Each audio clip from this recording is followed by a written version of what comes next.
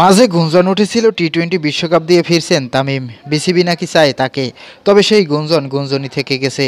তবে champions trophy খেলা নিয়ে আগে থেকেই আলোচনা হচ্ছে। এই আসর দিয়ে আবারও জাতীয় দলে ফিরবেন তামিম, আর এখানেই তার ক্যারিয়ারের ইতি টানবেন। তবে এইসবের মধ্যে রয়েছে অনেক যদি এবং কিন্তু। তামিম যে জাতীয় দল থেকে বাদ পড়েছে তাতে তাকে জাতীয় দলে ফেরানো অনেক কঠিন। তাকে পূর্ণ মর্যাদা দিয়ে যদি বিসিবি চেষ্টা করে সেক্ষেত্রে তামিম আবারও জাতীয় দলের হয়ে খেলতে পারেন। তামিমের জাতীয় দল থেকে বিদায় নেয়ার অন্যতম কারণ হাথুরু সিংহে। তাই হাথুরু সিংহে থাকলে তামিম জাতীয় দলে আর নাও ফিরতে পারেন। তবে সেই হাথুরু সিংহেকে যে কোনো সময়ে ছেঁটে ফেলতে পারে বিসিবি।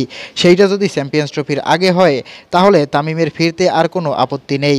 তবে যতদূর জানা গেছে তামিম চ্যাম্পিয়ন্স ট্রফি খেলতে আগ্রহী। এখন সবকিছু নির্ভর করছে বিসিবির উপর।